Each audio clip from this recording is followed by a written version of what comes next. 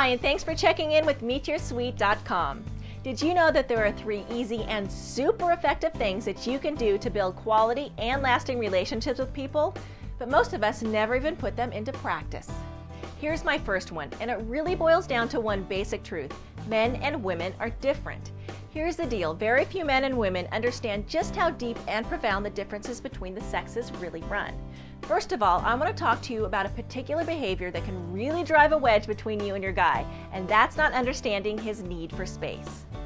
For most women, our relationships are all about the love fest. We want to be near the people we love, we want to communicate intensively with them, we want to really get inside their heads. And that's why many female friendships are so durable and close-knit. We put so much focus on communication and closeness that it's really no wonder. But when it comes to love relationships, a lot of women actually forget that they're dealing with a guy here, and that's when things can get a bit messy. They want to support and help their guy in all the ways they can, but they forget that a woman's way of offering support is different from the way that men want to be supported. Part of being involved in a mature and high-quality relationship is recognizing that his needs are different from yours. Here's an example of what I mean, the fact that he probably needs more space than you do. One instance of this is that a lot of women want to discuss how their day was as soon as they get home. They're ready to have a big old chat and catch up on what's new the second they walk in the door. Men, on the other hand, usually need some quiet time to reflect on their day.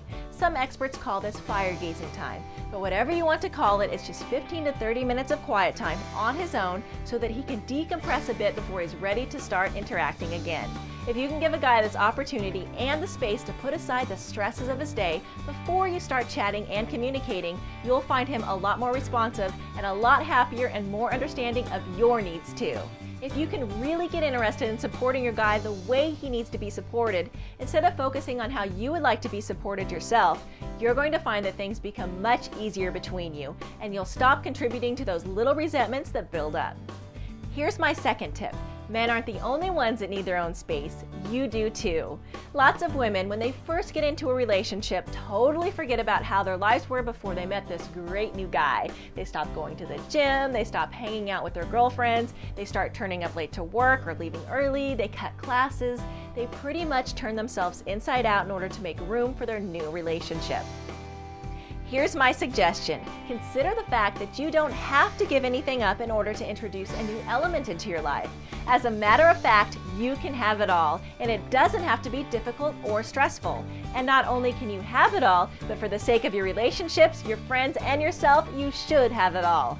When you start giving up on important aspects of who you are, it puts a whole new emphasis and importance on your relationship that really has no business being there. More often than not, you'll get crabby and start making unreasonable demands since your horizons have shrunk and you're not getting the fulfillment from other areas of your life anymore. And in addition to this, the guy you're dating will most likely notice that your horizons have shrunk, and he'll wonder what happened to that fantastic, balanced, passionate individual that he started dating. So keep focusing on the things that make you happy and fulfilled as a person, not just as a woman. And really wake up to the fact that you can have it all. Tip number 3, communication. I know you've heard it before, but most people actually just blank it out in terms of really applying it to your relationships. When you allow so-called little things to just slide without mentioning them to your partner, you're setting the stage for a lot of resentment and frustration to come. You know how you hear people talking about how passion just died in a long-term relationship, or how a certain couple used to be wild about each other, but now they're just getting on each other's nerves. It's most likely because the standard of communication in the relationship has slipped.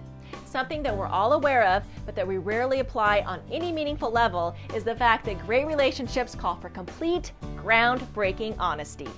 So here's what I recommend. If something's bothering you, recognize that if you really want to have an outstanding relationship with this person, you got to bring it up right there and then. Don't put it off, and don't try to deal with it on your own. Instead, wake up to the fact that a lack of honest and direct communication with one another is the #1 biggest killer of relationships that used to be great, and make it your resolution to refuse to have a mediocre relationship.